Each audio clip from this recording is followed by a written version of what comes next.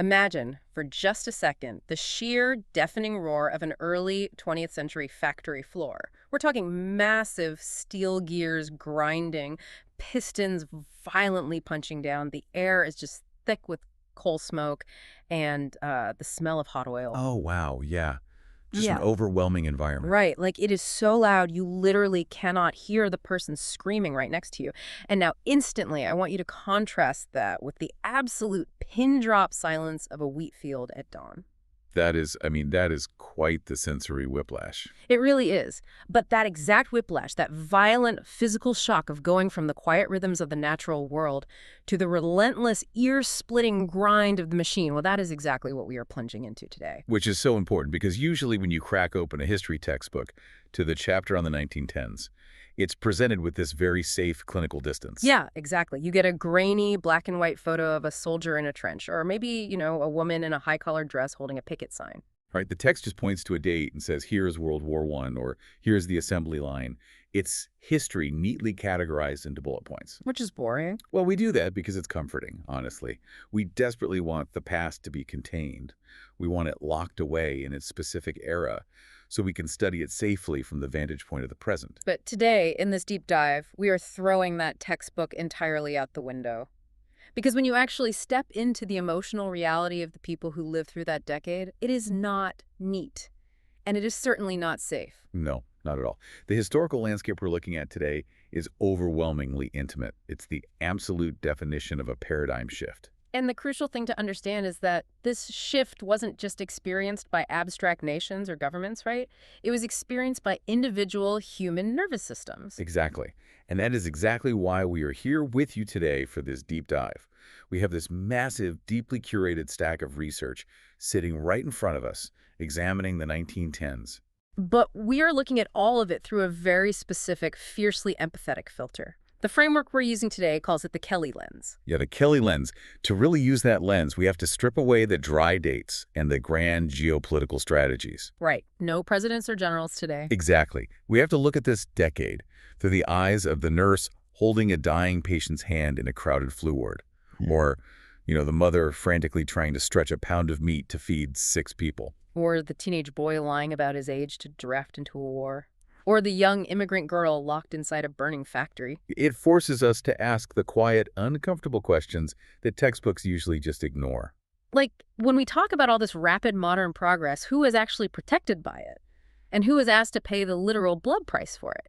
And maybe the biggest question, what happens to the minds and hearts of ordinary people when the world suddenly, violently speeds up? Because the central thesis we are exploring today is profound. The 1910s is not just some transitional era sandwiched between the Victorian age and the Roaring '20s. No, it is the exact moment in human history where humanity learned how to organize at a massive, unprecedented scale. But they realized almost instantly that they did not know how to care at that same scale. They built the machine, but they just completely forgot to build the brakes. That's a great way to put it. And that's exactly why this matters to you, listening to us right now.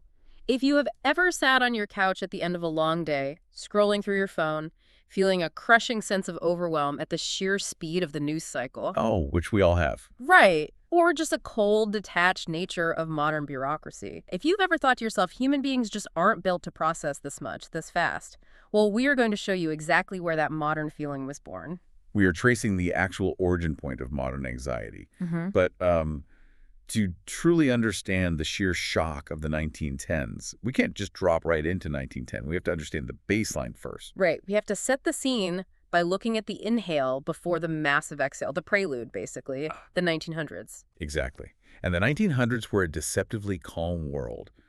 On the surface, things felt really steady. Because the vast majority of people were still deeply, physically tied to the land. Yes, they were tied to the seasons. Your life, your daily routine, was dictated by the weather and the available daylight. It wasn't dictated by a manager's time clock or, quarterly earnings reports. There was this comforting, deeply ingrained societal belief. If you take care of the land, it takes care of you. It's a reciprocal relationship. You put the work in, the earth provides. There's a brilliant tactile analogy in our research today about this. Holding the world of the 1900s is like holding a heavy, smooth river rock. Okay, I like that. Yeah, when you first pick it up, it feels solid. It feels timeless and unbroken. But if you hold it up to a very bright light and really inspect the surface, you start to see these tiny, quiet, microscopic fractures spider webbing across it. And those fractures represent the creeping reality of industrialization. Precisely. It wasn't screaming yet. It wasn't the roaring, world-swallowing behemoth it was about to become. But cities were quietly, steadily growing. Factories were expanding their footprints outward. And crucially, we see the very beginning of a psychological shift, right? Systems were starting to matter more than individuals. Yes, exactly. So what does that actually feel like? Like, if I'm a person living in, say, 1905, what is my day-to-day experience of those microscopic fractures? Well, you're experiencing a subtle ambient anxiety that you probably don't have the vocabulary to fully name yet. You're starting to feel a bizarre disconnect from nature. Even if I don't work in a factory. Even then. Because you notice that work itself is slowly shifting. It's moving away from being a practice of care and sustenance and becoming a metric of output and efficiency. You are no longer making a living, you are producing. Wow, producing. If we look at this through that empathetic ground-level lens, Yeah. you can really feel the tension pulling at people. Oh, absolutely. Imagine standing in a mid-sized town in the 1900s. You would feel incredibly torn. On one hand, you love the slow pace, you love the tight-knit community where everyone knows everyone's business. Which is annoying, sure. Very annoying. But it also means if your barn burns down, your neighbors are actually there to rebuild it. But if you were really paying attention, you'd be the one standing on the edge of town, looking out at the thick, black smoke rising from the new steel mill. And quietly asking yourself, who is going to be left behind in all this? Because the warning signs are all there, if you know where to look. Workers in those early mills and mines are being pushed to their absolute physical breaking points with zero safety regulations. Zero. And the cultural mindset regarding nature is rapidly transitioning too. Nature is no longer a relationship you tend, it is a resource you extract. People are being asked to adapt to a brand new rhythm of life faster than their hearts and nervous systems can physically keep up. It really is the quiet before the storm. The 1900s planted all these deep, complex seeds, industrial power, massive wealth inequality, simmering international rivalries. The seeds are just sitting there in the soil waiting.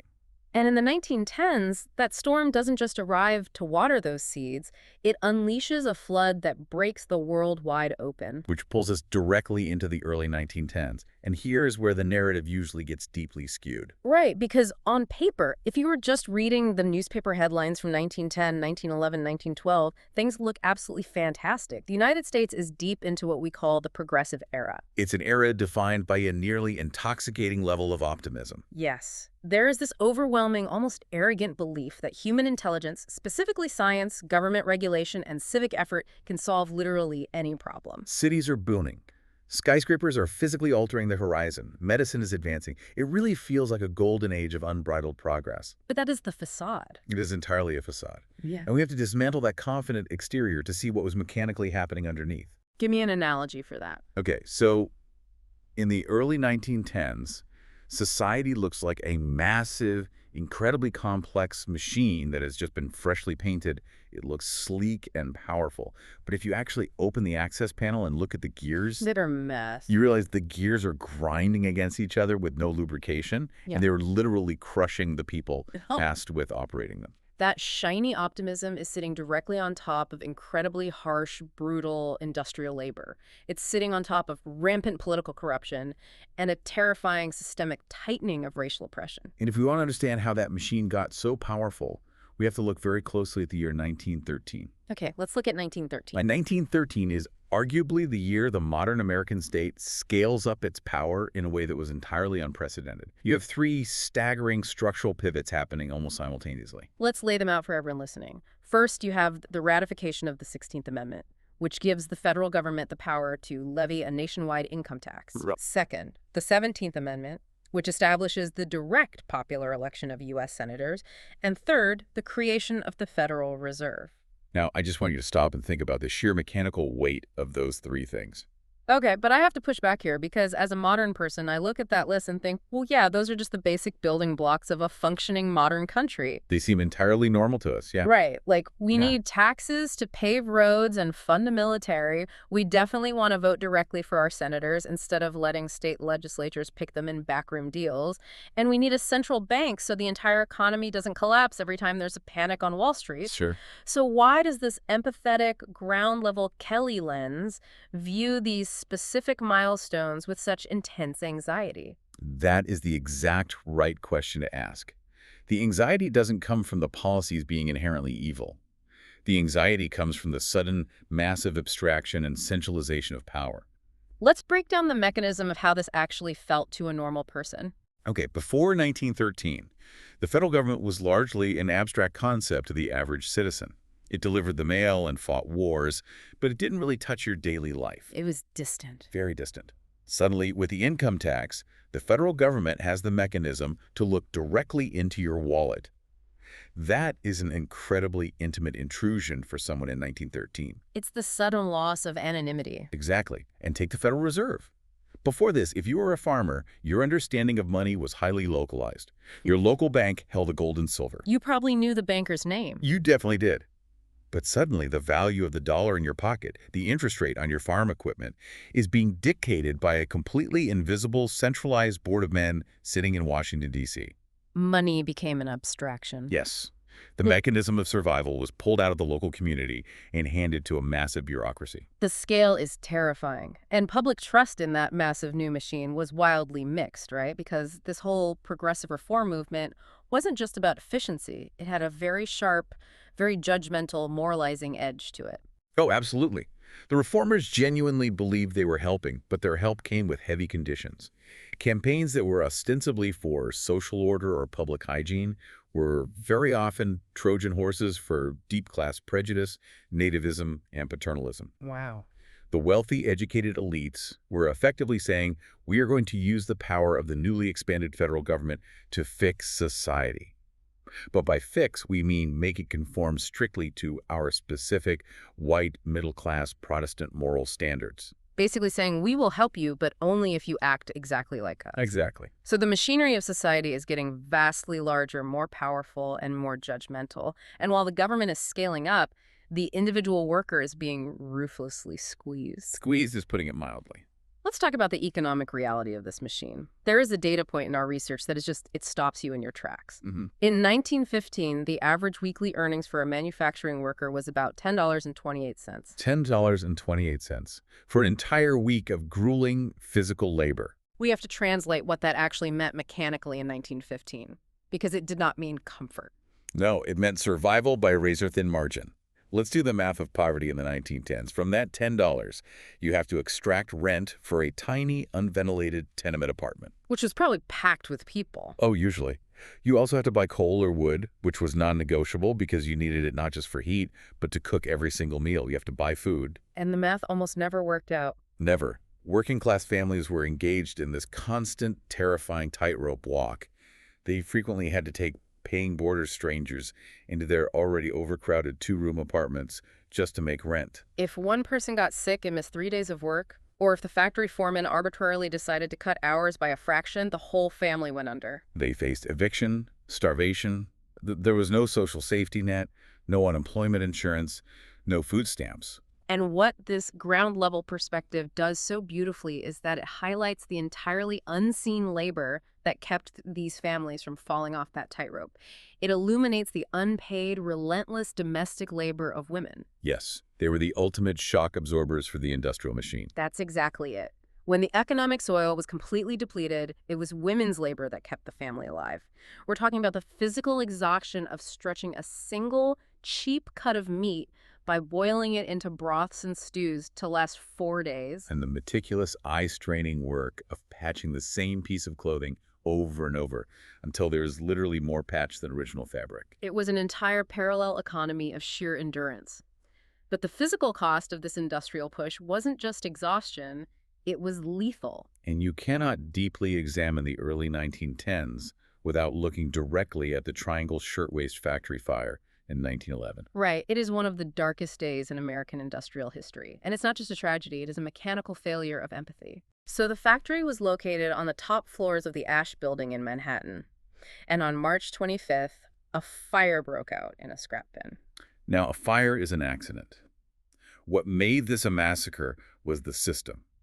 The owners of the factory, in the name of efficiency and output, had intentionally locked the doors to the stairwells. Just to keep people working. Yes, to prevent the workers, who were mostly young, immigrant women and girls, some as young as 14, from taking unauthorized breaks or slipping out early or stealing scraps of fabric. Unbelievable. They locked human beings inside a highly flammable room to protect fractions of a penny in profit. When the fire spread, there was no way out. The fire escapes were flimsy and literally collapsed under the weight of the terrified workers. And the firefighters arrived, but their ladders only reached the 6th floor.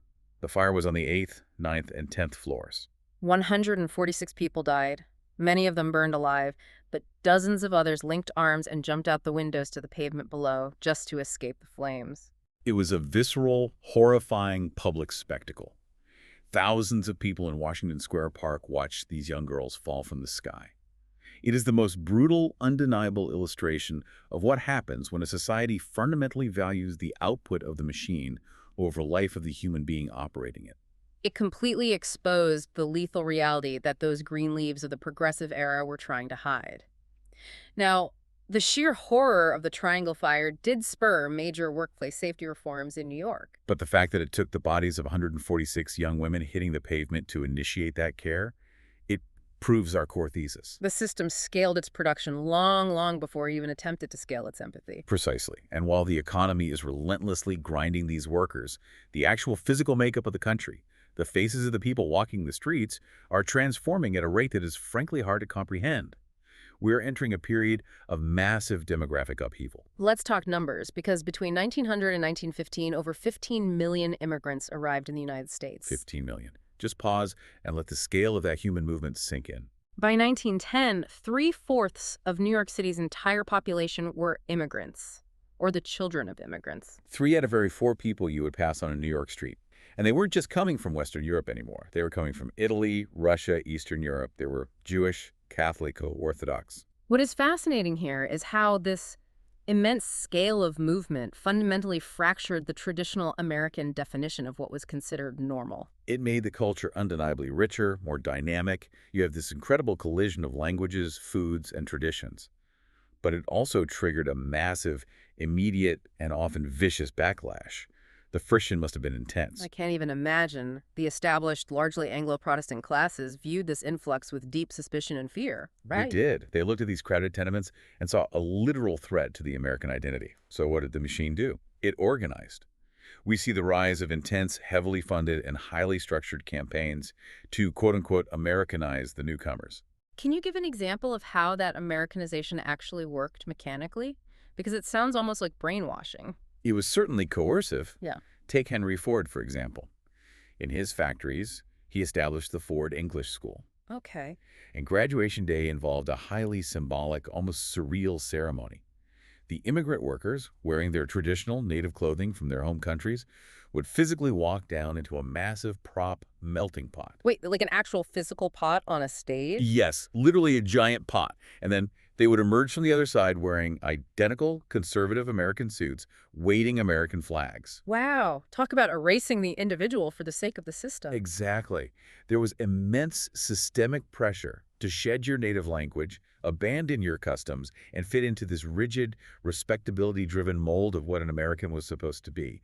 Normalcy was completely weaponized. But the immigrant experience is just one piece of this demographic puzzle. We also have to look directly at the brutal, systemic inequality of race relations, particularly in the American South. Yes, this is absolutely critical. The 1910s is the decade that launches the first Great Migration.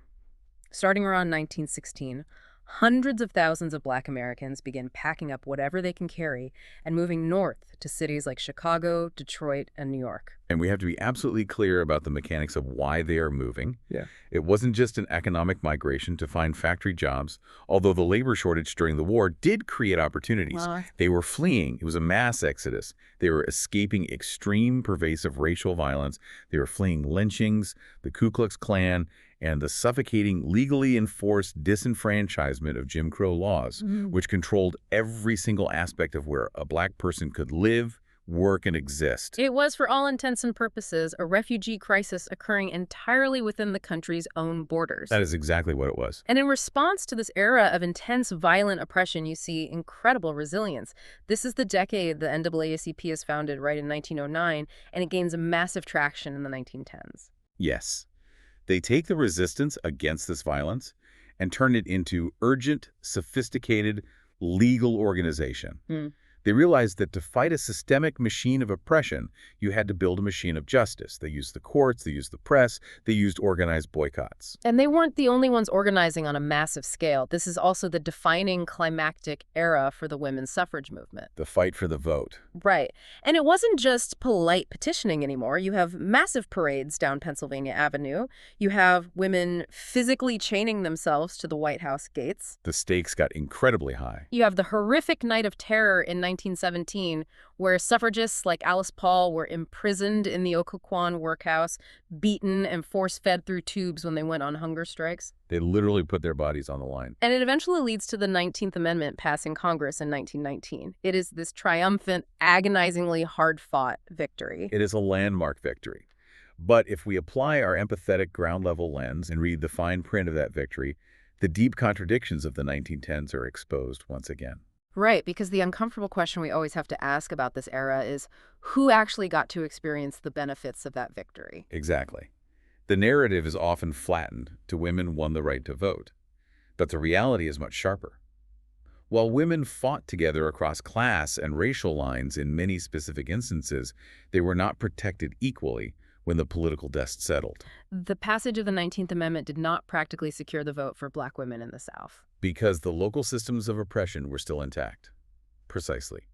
Black women, like the brilliant organizer Ida B. Wells, who was repeatedly marginalized by white suffrage leaders, still faced the exact same systematic disenfranchisement, poll taxes, literacy tests, and outright terror that black men faced. Progress arrived, the constitutional machine updated its code, but the care was highly selective. Vulnerable people were, once again, left behind. It's that moralizing edge of the progressive era rearing its head again. We want progress, but on our terms. Which brings us to another massive structural influence of the 1910s, religion. Specifically, the enormous influence of the Protestant social gospel movement. The social gospel was a fascinating theological shift.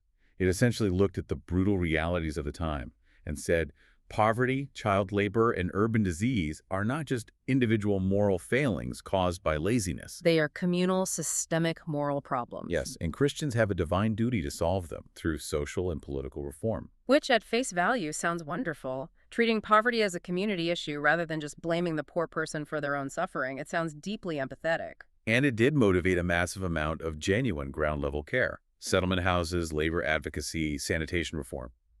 But the historical records give us a very crucial, deeply human word of caution here. Because there's a catch. Always. While communal care is beautiful, the intense moral certainty in the reformers in the 1910s very easily and very frequently slid into authoritarian control. Think of it like a modern terms of service agreement. You can have the food, you can have the medicine, you can have the bed and the shelter, but only if you sign the agreement to live exactly the way we tell you to. That is exactly how the mechanism functioned. The same era that preached tremendous compassion and uplift also tolerated, and often legally mandated, exclusion, coercion, and strict social hierarchies. So if you didn't accept the uplift in the exact way it was offered, If you kept drinking or kept speaking your native language or didn't conform to traditional family structures, you were no longer seen as a victim to be saved. You were deemed a societal problem to be managed or removed. man. So the social fabric of the country is stretching and tearing in a million different directions. Identities are fracturing and reforming. And while all this psychological whiplash is happening, the actual physical speed of daily life is accelerating at a terrifying rate. The literal tempo of human existence fundamentally changes in the 1910s. We're talking about explosive, world-altering technological leaps. I have to geek out for a second about what was considered cutting edge in this decade, because it is staggering. We are talking about airplanes moving from a weird novelty to practical machines. Oh, yeah. Telephones are becoming common in middle-class homes, suddenly connecting voices across miles of empty space, and of course, the big one. In 1913, Henry Ford introduces the moving assembly line at his Highland Park plant. Now, cars existed before 1913, but they were bespoke luxury items hand-built by teams of craftsmen. Ford didn't invent the car. He invented the mechanism to produce the car at a terrifying speed. I was trying to think of an analogy for how profoundly the moving assembly line impacted the average human being. And the closest thing I can compare it to is the invention of the modern smartphone in our era. Okay, expand on that. How do you see the mechanical connection between the two? Well, think about the smartphone. When it first arrived, it was thrilling, right? It made us hyper-connected. You could access all human knowledge from your pocket. But very quickly, it fundamentally rewired our daily rhythm. A smartphone buzzes, and you are biologically conditioned to look at it. It dictates your attention. It made life faster, louder, and it prioritized constant efficiency and availability over our peace of mind. The machine became the boss of the human nervous system. That is an incredibly sharp parallel. The moving assembly line did the exact same thing to the physical body. Before the assembly line, a worker stood at a bench and the parts were brought to him, right? Yes, he controlled the speed of his own hands. But Ford put the car on a continuously moving belt. Now the worker stands still, and the machine brings the work to him. It sets the pace. It absolutely sets the pace. If the belt is moving at 4 feet per minute, you have exactly 60 seconds to attach your specific bolt. If you sneeze, if you pause to wipe sweat from your eyes, the line moves on, and you back up the entire factory. Machinery dictated the rhythm of the human, rather than the human dictating the rhythm of the work. It was an absolute marvel of efficiency, and it made cars affordable for the masses, but it turned the human worker into nothing more than a mechanical cog. It prioritized the speed of the output over the care of the human operating it. But we also must remember that this technological explosion wasn't just an urban phenomenon. It's so easy to picture the 1910s as just skyscrapers in Chicago and Model Ts rolling off the line in Detroit. Yes, it's easy to forget the rest of the country. But technology and mass systems were actively rewiring the most isolated parts of rural America, too. They were connected not necessarily by paved roads yet, but by logistics. Explain the mechanism of that. How does a farm family in the middle of Nebraska get plugged into this accelerating machine? Through the mail, specifically the expansion of rural free delivery and the creation of parcel posts by the U.S. Post Office. Okay, so mail delivery got better. Vastly better. And these logistical networks meant that massive mail-order catalogs, most famously the Sears Roebuck catalog, could bring the entire wider world directly to the kitchen table of an isolated farmhouse. The Sears catalog was essentially the Amazon.com of 1910. It really was. It was a massive telephone book-sized brick of paper. And you could order literally anything, a new sewing machine, a violin, latest fashions from Paris, medicine, or even an entire multi-room house. Wait, a whole house? Through the mail? Yes. You would pick out a house in the catalog, send them a check, and 2 weeks later, a train would drop off 30,000 pre-cut pieces of lumber and a massive bucket of nails at your local depot. That's incredible, but how did that change the psychology of the farmer? Well, it radically reduced isolation, which was wonderful. But it also mechanically linked those local, fiercely independent farms directly into the national consumer market. You were no longer just buying from the local general store. Exactly. Your desires and your money were now tied to a corporate system in Chicago. The web of the modern world was expanding, pulling everyone into its net. And as that web expands, so does pop culture. People are finding entirely new ways to entertain themselves, to escape the speed of this fast-paced world. The culture really starts to pop. This is the era where the movies grow up. Silent films move out of the dingy, dirty little storefront Nickelodeons and into these grand, opulent, jaw-dropping movie palaces. Going to the movies becomes a massive, shared cultural habit. You have stars like Charlie Chaplin becoming the first true global celebrities. And the sound of the country is shifting, too. Ragtime is huge, bringing complex, syncopated African-American rhythms into the mainstream. And by the end of the decade, right around 1917 with the first jazz recordings, early jazz begins to explode nationally out of New Orleans. The music itself is faster, more chaotic, more modern. Sports are massive too. This is the dead ball era of baseball. It was a lower scoring, highly strategic, gritty game, totally different from the home run derbies of today. And boxing. Boxing was massive statics theater. Cool in the 1910s meant actively shedding that stiff, Victorian, buttoned-up, overly formal attitude and embracing everything that was modern, urban, and stylish. But, and this is where our empathetic lens pulls us harshly back down to earth, we have to ground all this thrilling modernity back in the brutal daily reality of the majority of people. Because while you might go see a Chaplin film in a beautiful theater on a Saturday night, your Tuesday morning was still defined by relentless, back-breaking physical labor. Especially when it came to the most basic human need, food. Right?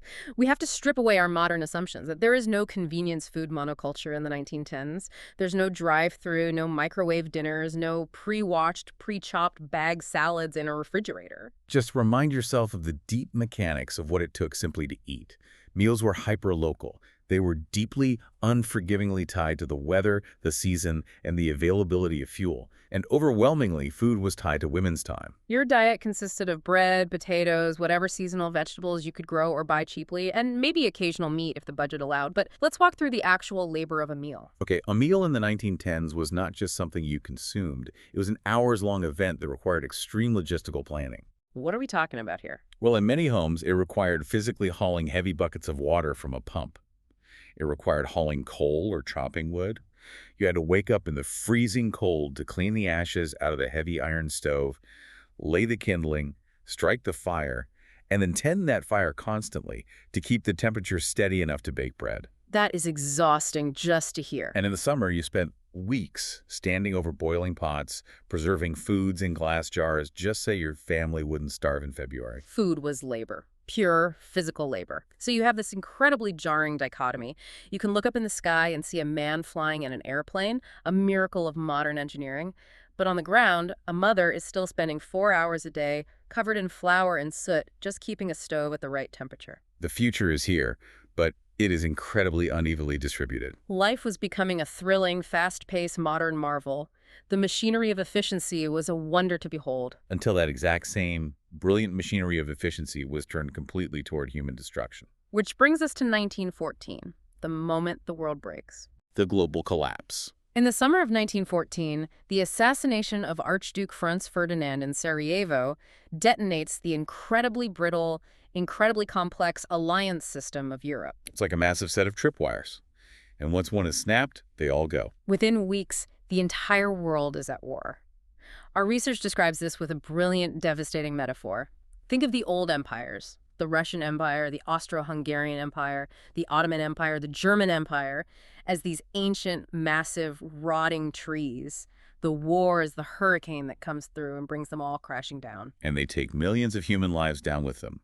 What makes World War I so uniquely horrifying, so deeply traumatic to the human psyche, is the application of all that 1910s efficiency to warfare. This is the industrialization of death. The exact same bureaucratic genius that organized the Sears mail-order catalog, the exact same mechanical precision that built the Ford assembly line, was now dedicated entirely to optimizing mass slaughter. We are talking about the mechanics of horror. Machine guns that can fire hundreds of rounds a minute, mowing down rows of men like wheat, poison gas that settles in the trenches, blinding and choking men to death. Artillery barrages so massive they literally alter the landscape and can be heard hundreds of miles away. It created casualties on a scale that humanity literally had no psychological framework to process. And this introduces the most crucial emotional theme of our entire analysis today. The core tension of the 1910s is patriotism versus trauma. Let's unpack the mechanics of that tension. How do patriotism and trauma fight against each other on a societal level? Well, let's look at how the state mechanically manufactured patriotism. To fight an industrial war of this scale, you cannot just send a professional army. You need the entire society mobilized, every factory, every farm, every citizen. So in the U.S., when they entered the war in 1917, the government created the Committee on Public Information, the CPI. Led by George Creel. It was essentially the first massive modern propaganda machine. Exactly. It was an unprecedented, highly coordinated campaign of mass persuasion. They didn't just put up a few posters. They enlisted 75,000 4-Minute Men. Oh, the 4-Minute Men. Yeah, volunteers who would stand up in movie theaters, churches, and town halls to deliver passionate 4-minute speeches urging people to buy war bonds or enlist. They used incredibly visceral posters, like the famous "Destroy this mad brute" poster showing a monstrous gorilla representing Germany. They used movies, they used newspapers, they engineered a unified, intensely emotional national purpose. And mechanically, nationalism works. It made people feel larger than themselves. It gave them a profound sense of belonging and unified purpose. It did.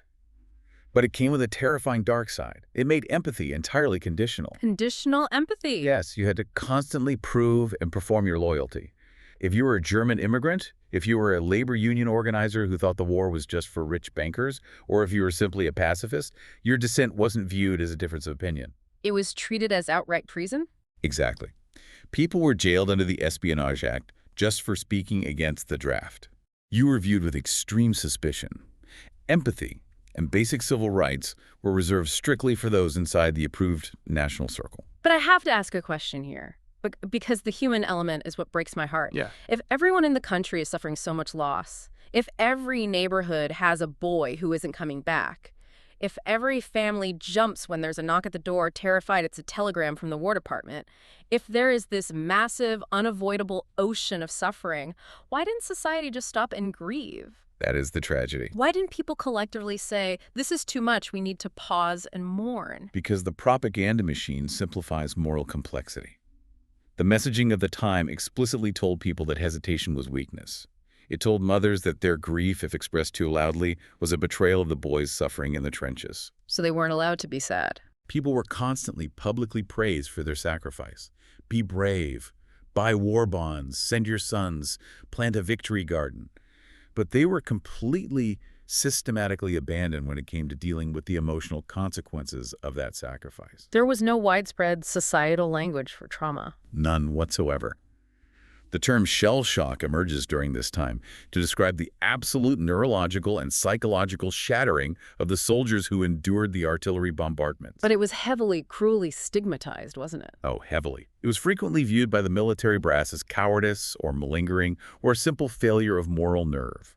Society demanded that these men be brave, silent heroes long before they were ever allowed to be broken, healing human beings. Patriotism asks you to love your country loudly, while trauma asks you to suffer quietly. That is the reality of the era. And just when the war is finally grinding to an end in 1918, just when the human capacity for suffering is already stretched far past its breaking point, the second massive apocalyptic blow lands. The 1918 influenza pandemic. It killed an estimated 50 million people worldwide. 50 million. More people died of the flu than in the entirety of the World War. And the cruelest part is the mechanism of how it spread. It was spread largely through the massive mobilization and movement of troops for the war. The war machine created the perfect global circulatory system for the virus to travel. And unlike the war, which for Americans was happening an ocean away, quote unquote, over there, the flu brought mass death directly into the living room. It was an intensely intimate terror. The symptoms were horrifying. People would develop cyanosis, turning blue from lack of oxygen, and could die within hours of feeling their first symptom. It completely blurred the boundary between the mortal danger of the battlefield and the supposed safety of the home front. There's this bitter, truly heartbreaking irony that our research points out regarding the medical field during this time. Yes, the 1910s saw massive, miraculous advancements in medicine. Triage protocols were invented. Blood transfusions were perfected. Infection control and reconstructive plastic surgery leaped forward by decades. But at what cost? Yeah, right, because they only skyrocketed, because human bodies were being destroyed so efficiently and in such massive mechanized numbers. We learned how to heal faster only because we learned how to break each other faster. As the notes put it so sharply, progress arrived wearing a bandage. That is incredibly heavy. The sheer emotional weight of this decade is staggering. But the historical records point out that this weight didn't fall evenly. It didn't fall on a generic, faceless public. It fell on specific individuals, and how heavy it felt depended entirely on where you were in your life's journey. Which leads us to look at this decade through the reality of a generational fracture. We so often think of history as one big movie that everyone in society sits in a theater and watches together. But the truth is, it was actually 4 entirely different movies playing in the exact same theater. Living history is not textbook history. Let's break down how different ages experienced the exact same mechanical shocks of this decade, starting with the child. For a young child in the 1910s, their world is entirely defined by the emotional weather of the adults around them. A 6-year-old doesn't understand the geopolitics of the Austro-Hungarian Empire or the intricacies of the gold standard. But they are incredibly sharply observant. Exactly. They feel the tension. They notice the hushed voices when the newspapers open at the breakfast table. They notice that their older brother is suddenly gone, and their mother cries when she washes his old shirt. They notice the mechanical changes of the war effort, too, like why they can't have sugar, why the bread tastes strange and heavy because of rationing. And if the 1918 flu entered their town, or worse, entered their home, their sense of reality could become terrifyingly unstable overnight.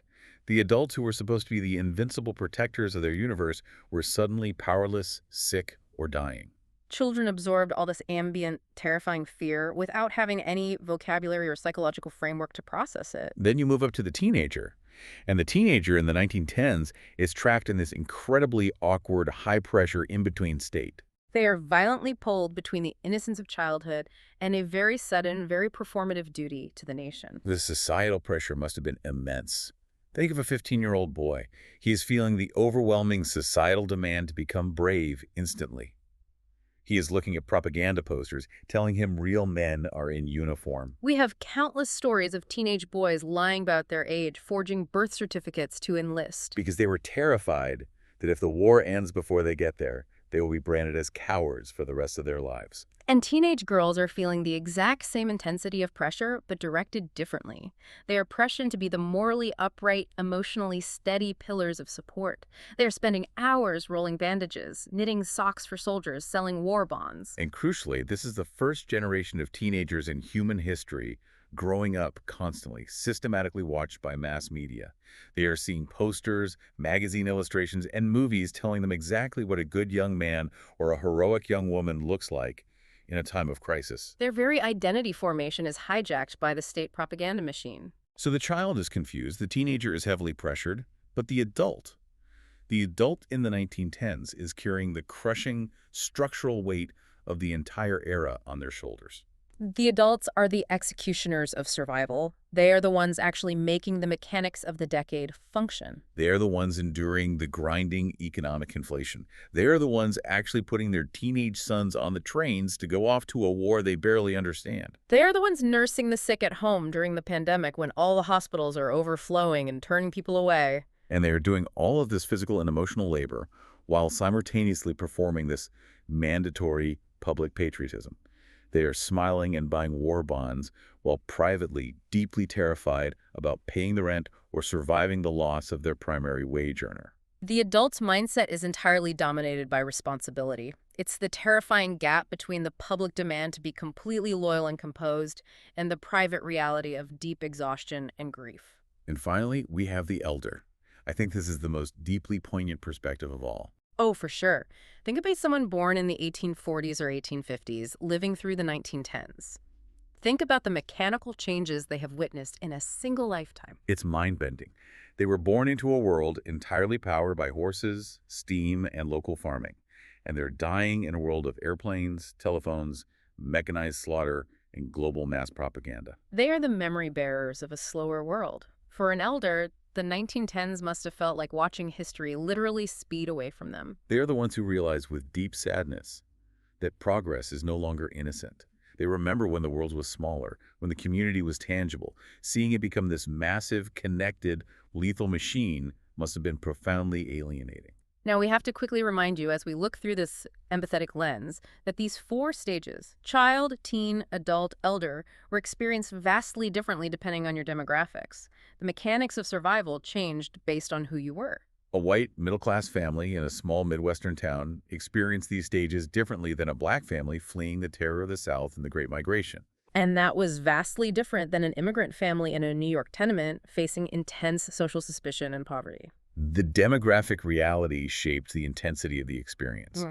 But if we step back and look across all these groups, across all ages, all races, and all demographics, there is one quiet, unifying question that haunts the entire decade. Can life still feel safe and ordinary after history violently barges into your home? That is the wound of the 1910s. We have covered a massive, heavy amount of ground today. We've gone from the quiet fractures of a farming society, through the blinding rhythmic speed of the Ford assembly line, into the bloody mechanized mud of the trenches, and through the generational trauma of a world that broke wide open. Let's bring this all together. What does this all fundamentally mean? If we synthesize everything we've uncovered today, the overarching theme is this. The 1910s wasn't just a transition between historical eras. It was a profound, systemic, emotional injury to the human nervous system. It was the specific decade where humanity proved unequivocally that it could change incredibly fast, but it proved it could not change gently. The ultimate takeaway, and this is the thing I really want you to remember the next time you hear about this era, is that the real story of history isn't the constitutional amendments. It's not the treaties signed by wealthy men in fancy rooms in Versailles. It's not the patents filed for new machines. The real story is the nurse holding a dying patient's hand. It's the mother setting the table while staring at a draft notice. It's the young union girl standing on the window ledge of a burning factory.